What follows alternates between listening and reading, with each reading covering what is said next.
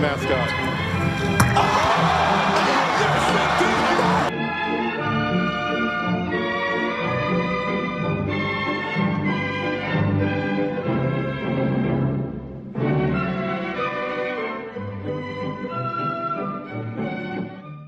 Bonjour à toutes et à tous et bienvenue au comptoir à mauvaise foi de QBA Sport. Aujourd'hui, sujet fort intéressant, le milieu de terrain de l'AS Saint-Étienne.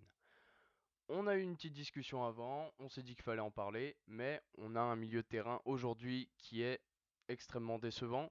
On a repéré 3 milieux qui, à notre sens, devraient faire leur bagage, pour nous, hein, bien entendu, pour nous. Euh, Quel milieu? Clément, Lemoine et Cornier qui sont véritablement plus à leur niveau depuis maintenant quelques années. Et c'est vrai que voilà, aujourd'hui Saint-Etienne a besoin de renouveau. Saint-Etienne au milieu de terrain n'existe plus, il n'y a plus de transition attaque-défense.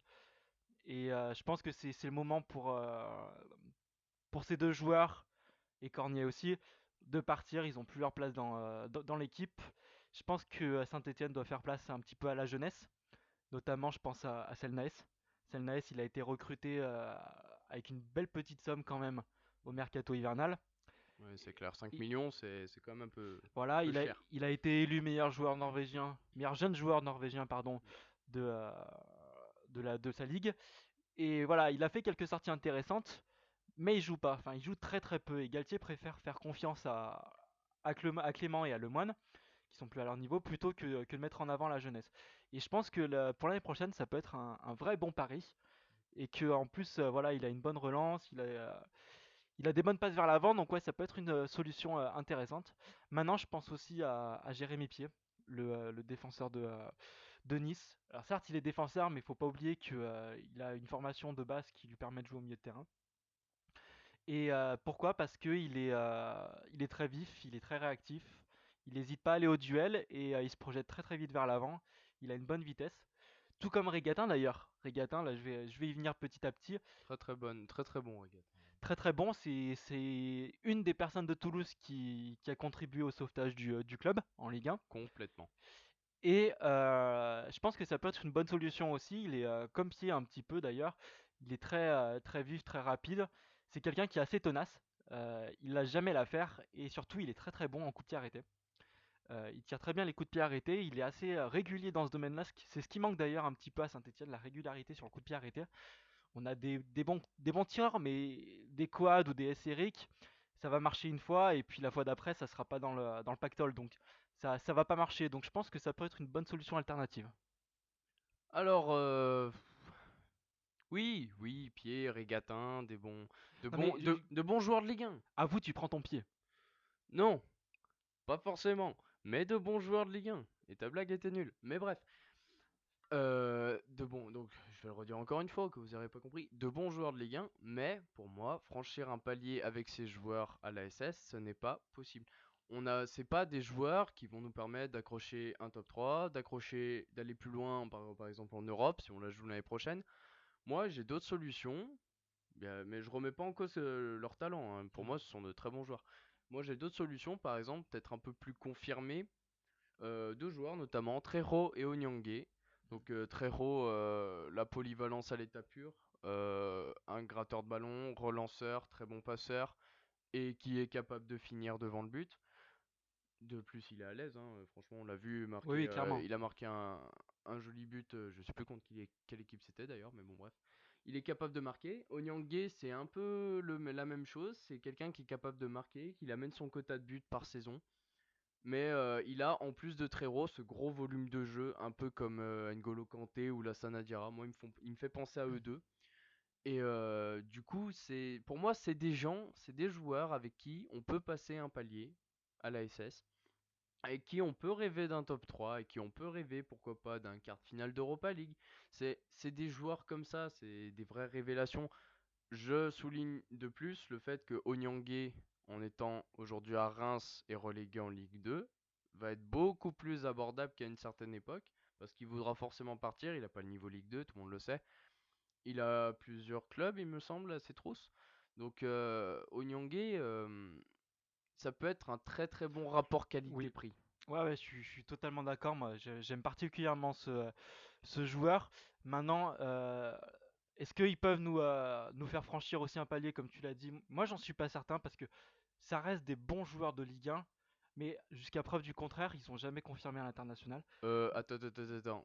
O- Onyangé par rapport à Pied. Oui, non, non, Enfin, je veux dire, si tu crées une hiérarchie, ils sont tu pas mets quand même Onyangé au-dessus, forcément. par exemple, pour citer que Tu le lui. mets au-dessus, mais est-ce qu'il est capable d'emmener les Verts dans le top 3? Ouais, je pense. Je pense qu'un mec comme Onyangé est capable. Je suis pas sûr. Enfin, Plus qu'un mec comme de toute façon, Pied ou Regatin, par exemple. après sur le choix des joueurs, il y a déjà un problème. Bon, après c'est pas le débat, c'est une autre histoire, mais il y a déjà le problème en interne à Saint-Etienne, c'est le salary cap, parce que pour moi c'est un manque. Enfin, Salary cap sur lequel on fera une vidéo prochainement. tout à fait. Et baser son salaire à 90 000 euros, c'est bien pour progresser. Maintenant, si on veut avoir des joueurs vraiment très confirmés qui peuvent nous apporter vraiment un plus pour viser vraiment le très très haut de tableau, pour moi, c'est pas suffisant. Et je pense D'où que l'intérêt justement de prendre un Prince Onyangé, peut-être à moindre coût, vu qu'il part de Reims. oui, mais ça reste des très bons joueurs de Ligue 1. Moi, je pense par exemple, tu vois, un autre joueur, c'est Adrien Rabiot.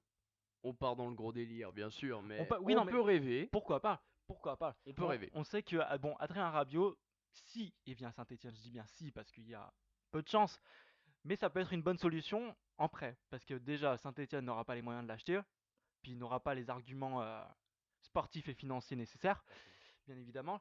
Mais voilà, en prêt, ça peut être une solution tout simplement parce que aujourd'hui, au milieu de terrain à Paris, il y a une très très très grosse concurrence. Bon, ça c'est pas nouveau, on le sait, hein.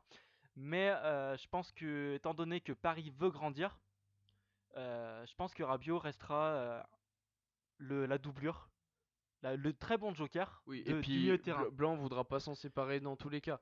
Donc après, nous, on peut rêver, mais par exemple, oui, je te suis plus sur le fait qu'un mec comme Rabiot, c'est quelqu'un qui est capable de nous emmener haut, par exemple. Oui, Plus qu'un Onyangé, tout à qu'un fait. Trero, qu'un Regatin ou qu'un Pied, par exemple, vu que c'est vraiment les quatre joueurs qu'on entrevoit. Excusez-moi.